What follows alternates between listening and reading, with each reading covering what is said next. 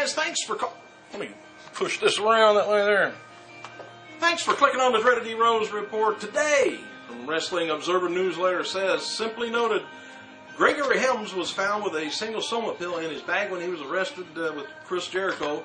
If Helms didn't have a prescription for the drug, likely, like he claims anyway, and even though police aren't charging him for it, WWE may be forced to suspend him for about 60 days. It's going to be a second wellness violation. WWE's current policy says every prescription a wrestler has is supposed to be filed ahead of time with Dr. David Black.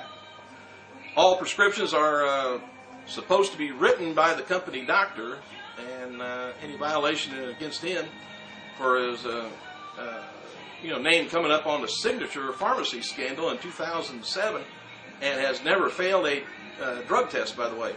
But Helms, has had the previous violation due to that scandal in 2007. But that's been it. Apparently, they stay with you forever. They just don't drop off. There's been a lot of talk backstage regarding Helms' future with WWE after the incident, based on the success of the Royal Rumble pay-per-view, which he was pulled from, by the way. Helms missed out on a payoff from the show that would have been around $5,000. It said that Helms was apologetic to WWE officials about the incident, but that don't work too often. Believe it or not, Eric Bischoff is trying to recruit Jim Ross to be an announcer in TNA. Just like rumors from before, you shouldn't read too much into this about Ross going to TNA, but he's trying to get him. Rob, you want to be nice to concentrate on the wrestlers there and the storylines? Badly.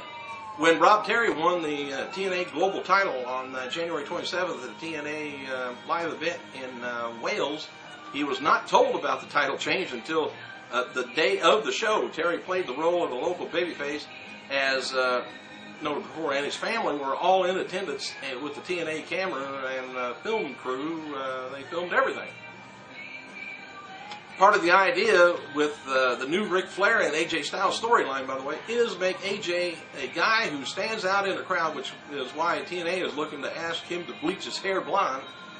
The idea angle is that AJ is a great inside the ring, and Flair is supposed to teach him how to be a world champion outside the ring, which he didn't have too much personality. He was all right, but Royal Rumble pay-per-view in Atlanta, Phillips Arena drew an advanced sellout crowd of about 16,697 fans and about 13,500 paying for the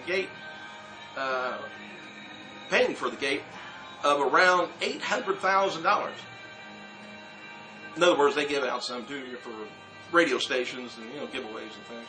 Several WWE superstars were brought in for the Royal Rumble on Sunday, but didn't know until the day of the show whether or not they were going to be in the Rumble match. And given the empty spots and any last-minute changes, were surprised at them. Chris Jericho was saying about his black eye. If you've seen the Royal Rumble, man, he sported a nice little shiner. Anyway, he was talking about his black eye came from the accidental shot in his match with R-Truth at SmackDown tapings in Cincinnati. It was believed that that the black eye actually came from the taxi incident with Gregory Helms. Sources confirmed that WWE and USA Network are seriously considering about having Raw on for 3 hours each Monday night if TNA goes to Monday. WWE officials did not like the idea last year when USA was pushing for it, but now they're kind of considering it, I guess. If you remember Ed Leslie, Brutus Beefcake, he was backstage at TNA tapings on January 20th. Leslie's a longtime friend. Of course, if you've seen the show, Hogan Knows Best. He's there all the time with SAG. It's reported for the reason TNA used the six-sided ring on a recent UK show was because they already had it shipped before, already had it bagged up and ready to ship, I guess. Technically, that's not correct. Said the company used a six-sided ring in storage in the UK since they toured the company. So instead of shipping it all the time back and forth, they just leave it there. Hulk Hogan's been complaining to friends about frustrations from working in TNA because he feels pressure to give pushes to people he doesn't want to give push to. Word is that Dixie Carter doesn't want TNA originals to be buried, but the wrestlers from the old crew that Hogan sees nothing in and wants to get rid of him. Hogan's apparently high on Tomko and made a remark about how at least Tomko looks like a wrestler. It's expected, and I think there's going to be some bad blood happening there soon with Dixie and Hogan. Because Hogan, it's still Dixie's show. It's expected that WWE will be releasing several more wrestlers between now and WrestleMania. Nikki Bella wrote on her Twitter account this week that Sister Brie Bella is dating Richie Kotzen, the former guitarist for rock band Poison and Mr. Big. What if they ever switch off? That guy doesn't know the difference. Anyway, the NFL's Atlanta Falcons will be co-promoting WWE WrestleMania 27 with WWE. Part of the role in the promotion is going to be selling corporate sponsorships, similar to the deal with the Arizona Cardinals for this year's WrestleMania in Phoenix. There was a joke running around backstage at the Royal Rumble pay-per-view in Atlanta among WWE talent to avoid all taxis. The rib was the incident with Helms and Jericho. Because the taxi driver called 911. No tip for that guy. Trish Stratus is going to be starring as Jules Taylor in a new independent Canadian action movie entitled Bail Enforcer. The movie is going to be about a team of down on their luck bounty hunters who run into trouble when they're confiscated with a moral dilemma, which kind of odd to hear that word anymore. A local mob boss wants the team to exchange a bail jumper for millions of dollars.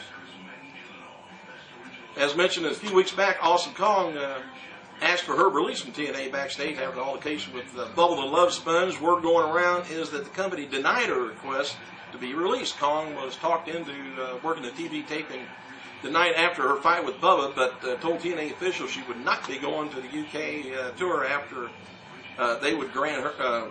After they wouldn't grant her release. So she's going to do something to just get herself fired. The issue between her and Bubba apparently resolved after the meeting, but Hogan and Eric Bischoff helped kind of smooth it out. Apparently still ain't too smooth. There's still a heat between Kong and TNA over money also. Kong is said to be especially touchy when she sees companies spending money on new talent while claiming they can't afford to give her raises due to the other knockouts. And other knockouts. Not due to them, but due to the other people getting brought in.